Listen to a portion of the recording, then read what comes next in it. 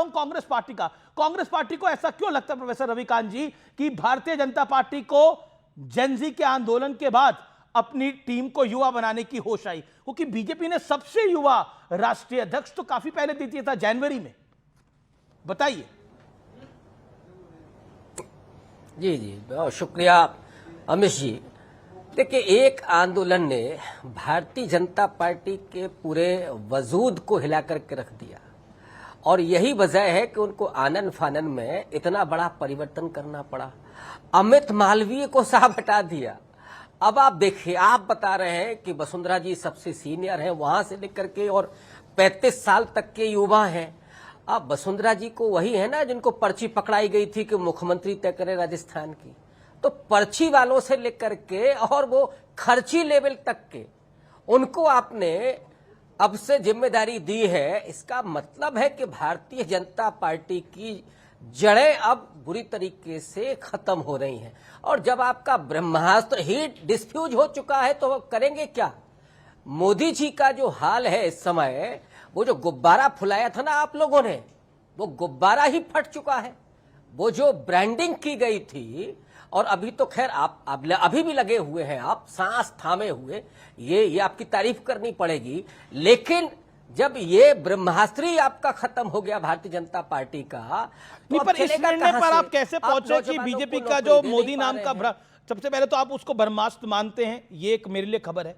नरेंद्र मोदी को आप ब्रह्मास्त्र मानते हैं तो वो मेरे लिए खबर है। आप कह रहे हैं कि मोदी जी एक ब्रह्मास्त्र थे, वो ब्रह्मास्त्र समाप्त हो गया है, तो ये निर्णय पर आप कैसे पहुंचे कि मोदी नाम का ब्रह्मास्त्र समाप्त हो चुका है?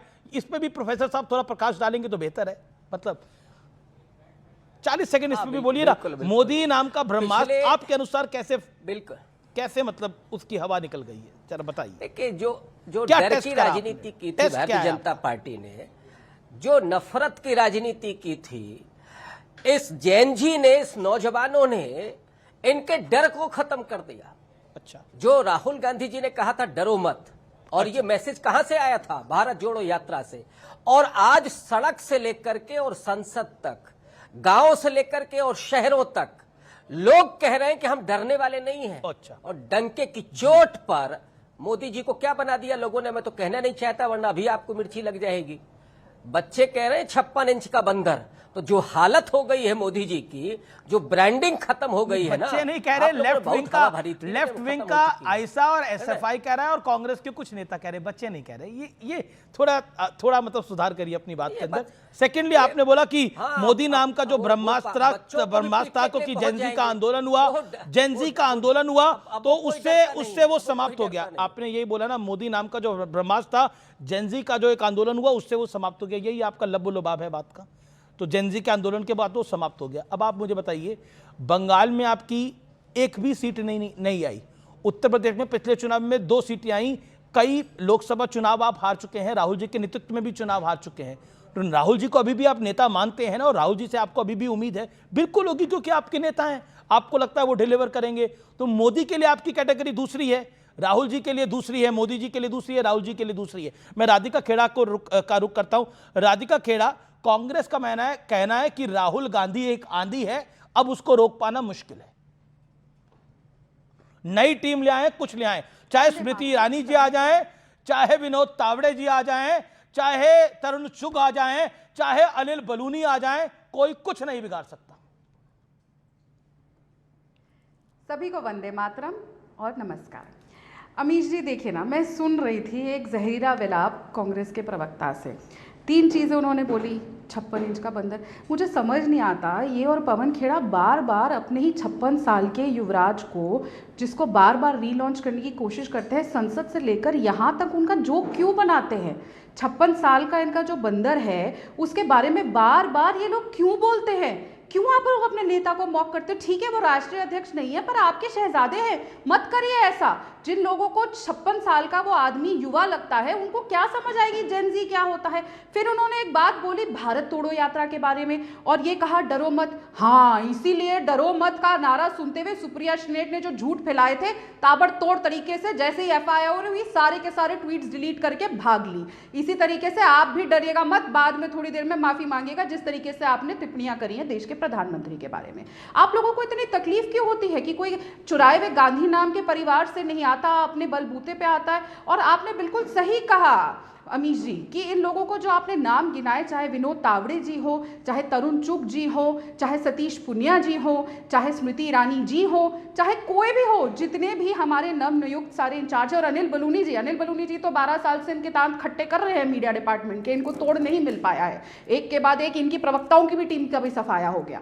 लेकिन आते हैं वापस विनोद तावड़े जी पे, सतीश पुनिया जी पे। इन लोगों का ट्रैक रिकॉर्ड देखा है ना इन्होंने, तो इनको पता है कि केरल में भी दुकान खुल गई, किस तरीके से बंगाल में हम लोग जीत के, और किस तरीके से इन्होंने जो फेक नैरेटिव बनाया था 2024 के लोकसभा चुनाव में, इतना अच्छा भाई 99 सीटें आ गई, उस प्रदर्शन के बाद भी ये मोमेंटम लेकर आगे नहीं बढ़ सके और चुनाव के बाद चुनाव हारे। और देखिए फ्रस्ट्रेशन इतनी आ गई कि मोदी जी से नफरत, हमारे हर अमित शाह जी से नफरत, नितिन नवीन जी से नफरत, सबसे नफरत इतनी सर पे चढ़ गई कि अब वो देश विरोधी बयान देने लग गए हैं और देश के प्रति अपनी नफरत लेकर आ रहे हैं। इनके पास क्या ट्रैक रिकॉर्ड है? राहुल गांधी का ट्रैक रिकॉर्ड, जो 100 से ज्यादा चुनाव हरा चुके हैं अपने नेतृत्व में। प्रियंका वाड्रा का ट्रैक रिकॉर्ड, उत्तर प्रदेश की चुनाव की महासचिव बनती है, उसके बाद ऐसे लेकिन ऑपोजिशन का अपबीट ये है कि उनको लगता है कि धर्मेंद्र प्रधान का हमने इस्तीफा करवा दिया, यानी कॉकरोच जनता पार्टी ने दबाव डाला, प्रेशर डाला, धर्मेंद्र प्रधान का इस्तीफा हो गया, सरकार को सेशन के दौरान बैकफुट पे जाने को मजबूर किया। ये तरह के उनके बयान आते हैं। उनको लगता है कि अब बीजेपी का वो मोजो नहीं है। You understand my point? वो मोजो, वो तिलिस्म नहीं है, ये उनको लगता है। What is your view on this? Amish ji क्या है ना, जिन्होंने चाहे नेहरू जी के पहले प्रधानमंत्री बनने की बात हो, जब उनको वोट नहीं बनी थी और वो छल करके, वोट चोरी करके उनको प्रधानमंत्री बनाने का काम किया था, से लेकर आज तक इनके परिवार ने, इनकी पार्टी ने सिर्फ छल ही तो किया है। ये कहाँ जानते हैं कि देश के लोगों की भाषा कैसे सुनी जाती है? हमारे देश के छात्रों ने मांग करी, हमने पूरी करी। हमारा झारखंड का युवा आज भी बैठा हुआ है और आज भी आंदोलन जारी है। मजाल है इन्होंने हेमंत सोरेन साहब का इस्तीफा ले लिया हो, मजाल है फोन कॉल से आगे बढ़कर राहुल बाबा 56 इंच के वो छोटे से बंदर वहां पे खुदक के चले गए हो, मजाल है। हुआ क्या? सुप्रिया गई क्या यहाँ बैठे सपा के जो प्रवक्ता है, इनके नेता गए क्या? आम आदमी पार्टी की प्रवक्ता बैठी है, ये गई क्या ले लिया इन्होंने आम आदमी पार्टी? ठीक है, मैं जवाब लेता हूं। मैं कांग्रेस से पहले जवाब नहीं हुआ ना। जी हम अपने देश 10 सेकंड दीजिएगा अमीश जी। मेरे देश की जनता ने हमें चुना है, हम उनके सेवक हैं, और जो हमारे देश की जनता, हमारे मालिक हमें कहेगी, हम उनके लिए प्रतिबद्ध है। इसीलिए लगातार हम बार-बार चुन के आ रहे हैं, क्योंकि उम्मीद भी हमसे है, हम काम करके भी देते हैं। BJP spokesperson made a very big statement. उन्होंने बोला हम सेवक हैं, भारतीय जनता पार्टी की सरकार उनकी सेवक है, जो जनता बोलेगी वो हम करेंगे। युवाओं ने एक चीज डिमांड करी और हमने उसको डिलीवर करा। देखिए, सरकार अगर डिक्टेटरशिप में होती तो स्टूडेंट्स की बात नहीं मानती, स्टूडेंट्स की बात को माना। झारखंड में भी आपकी सरकार को दबाव में आना पड़ा 24 दिन बाद। क्या आपको लगता नहीं है कि ये अच्छा बदलाव है? ये बदलाव अच्छा है कि सरकारें जवाबदेही होनी चाहिए। लोकतंत्र में चर्चा, दबाव ही तो काम करते हैं, और वो दबाव अगर काम करने लग गए तो क्या इसमें खराब क्या है? अमित जी, जिस समय जंतर मंतर पर आंदोलन चल रहा था, जरा अपना आप देख लीजिएगा पीछे जाकर के, उस समय आप लोग क्या बोल रहे थे, और भारतीय जनता पार्टी के नितिन नवीन जी क्या बोल रहे थे, और उनकी सांसद क्या बोल रही थी। उनको गटर जनरेशन कह रही थी। ये उन बच्चों के साथ जो आपने किया है, वो सेवा कैसे कर रहे थे आप? उन बच्चों पर पैलेट गन चलवाई है आपने, लाठियां बरसाई हैं आपने, और बिहार में तो